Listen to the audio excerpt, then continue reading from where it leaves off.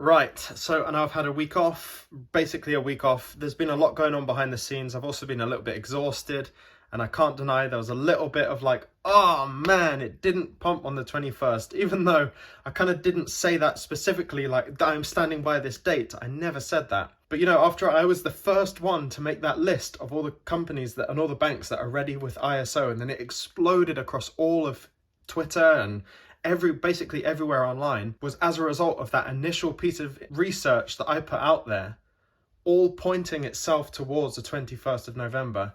And then it didn't happen. I was like, oh man, I gotta go to work again. I just felt a little bit deflated. And that is me being deflated without having that complete reliance on a date.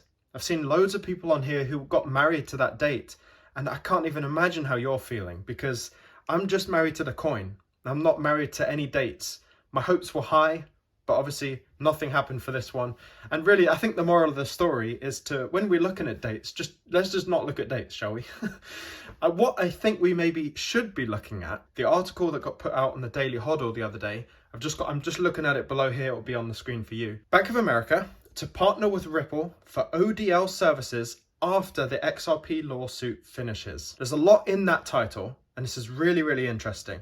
The first thing was that we already know that Bank of America are one of those partners that use RippleNet. When we come over to the Ripple website, you can see Bank of America is right there scrolling along at the bottom, as well as Standard Chartered. We've got Siam Commercial Bank. We've got MoneyNet International, Santander, and Neum. And obviously there are so many different partners that they have using RippleNet.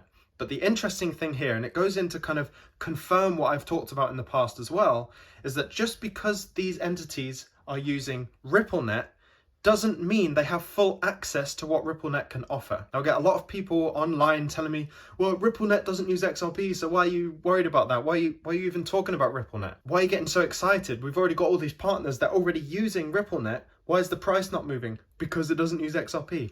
I'm like, okay, I know. I know it doesn't use XRP. I already know that. When they're transferring, it's a system for banks to be able to transfer from bank to bank using fiat systems, right? Fiat payments. But what we're talking about on the global scale here is that the whole financial system is moving towards this blockchain environment. We've had plenty sources tell us, you know, from mentioning distributed ledger technology all the way through to documents that state XRP and XLM are stablecoins. You know, we are moving in that direction. So acknowledging that we're moving in that direction, you also have to understand that RippleNet right now isn't doing everything that it can do. When we look at Bank of America, and we know that they're announcing that they're going to be using ODL, that would tell us they are not using ODL yet. ODL stands for on-demand liquidity. As we have this global shortage of money, and when we have banks that would typically have nostro accounts, this is essentially, for anyone who doesn't know, a reserve of a bunch of different currencies that a bank will hold to settle transactions in other currencies. On-demand liquidity erases the need for this nostro account at the bank, freeing up lots more money and resolving the issue that is happening right now with all the banks, that the banks don't have any more money left. They don't have much money left in these nostro accounts. And then in addition to that, you've got countries like Russia saying we're no longer accepting any currency except the ruble. We don't take the dollar anymore. We're not acknowledging the dollar. And of course, because Russia is part of the BRICS nations, and that includes a lot more than just Russia and big countries too. All of those could follow suit and say we want to be paid in our own currency. Now, if the banks don't have that currency in their nostro account, they can't pay for these services. The US can't get oil. The US can't get this.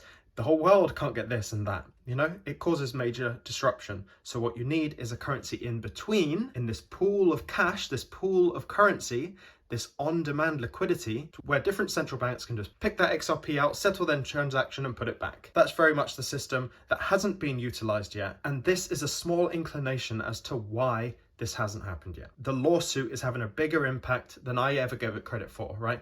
I was like, well, the rest of the world could just continue with this, right? Why does the US have to be so important in all of this? Well, the US is quite important because you've got like the likes of JP Morgan that are settling trillions a day. And you've got the overlap of all of these branches in these different regulatory systems, right? So just using Bank of America to start with, Bank of America is obviously waiting for this resolution before they start using the on-demand liquidity. And the Bank of America also bleeds into other systems like the CHAPS members list. And there's a whole load of other banks that are using CHAPS as well. So all of these systems, even if you've got CHAPS banks, you've got banks in America, you've got banks in Thailand, or whatever it is, they all link and they all have to work together, all have to have interoperability themselves in order to do business as usual at full scale. And so just because we see Bank of America doesn't mean that doesn't have an effect anywhere else. You have Bank of America and all of their branches. You've got JP Morgan and all of their branches. And here's the big kicker out of all of this as to why this is such bullish news, is because when the Bank of America start using on-demand liquidity, this will create a huge separation in terms of competitive advantage from the Bank of America and all of the partnerships that Ripple have built over the years to use RippleNet. They'll be utilizing the full force of that new technology, where those others who aren't using RippleNet and are slow to adapt, there'll be a huge difference in terms of the margins, the rates, the speed of transaction. And so what naturally you will see as a result of this is you'll see everyone else playing catch up. What does playing catch up look like? Well, it means they're going to be jumping onto RippleNet and they're going to be utilizing on-demand liquidity just to remain somewhat competitive with those who are ready at the beginning. And so this is massively bullish. Right now, our eyes should be completely peeled on this Ripple and SEC lawsuit, because if the Bank of America are waiting for resolution to start using on-demand liquidity, you can bet your bottom XRP that the rest are going to follow suit when that result comes. And bear in mind, we don't care if Ripple win in this instance, we just need a settlement. And if this doesn't put the nail in the coffin for the old financial system, I don't know what will, but let me read this. The ODL technology is now supported in a growing number of payout markets, including Africa, quite a small area, Israel, Australia, Brazil, Argentina, Belgium, Singapore, United Arab Emirates, and the UK. Some of the earliest customers that were onboarded for the RippleNet cross-border payment system, the early customers, Bank of America is that prime example, have also upgraded to ODL for their remittances. And so this adds to the argument basically to say there's a process to onboard, to use on-demand liquidity. And this is a system and a process that the likes of Bank of America and Santander have already done. They've already done that process. And so when they go live, when the court case gets resolved or there's a settlement, they can turn immediately on because they've done the legwork.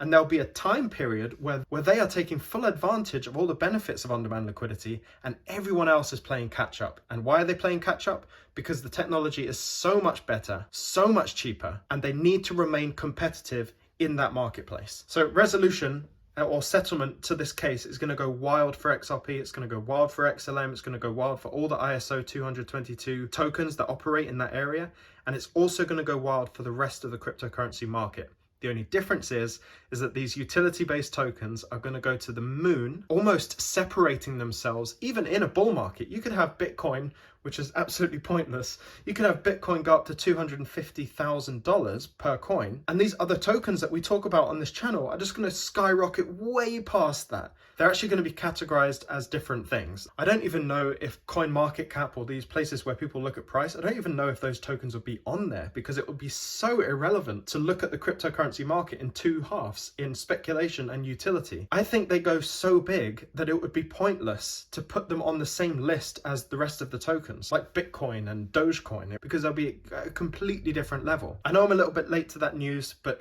I want you to really understand the ripple effects of what that means. After the settlement comes, on-demand liquidity gets activated. And just remember, it's not just Bank of America. These banks want to remain competitive in that marketplace, so they'll be doing everything they can to get the technology at those banks in place, at those banking groups in place, to remain competitive on that larger scale, on that global scale. And if you don't think the price of XRP goes up using on-demand liquidity, I just want you to go and do a little bit more research, because you're probably close. Keep digging, keep understanding that technology, and you'll get the answer pretty soon. There are going to be lots of updates that are happening over the next kind of couple of weeks, couple of months, and I hope you can bear with me, because I don't always have the time to be making as many videos as I can. Hopefully you won't see much of a disruption over the next few months, but just understand the whole reason for this is to bring you extra value, extra research, things that other people aren't finding, that I'm finding and sharing with my audience.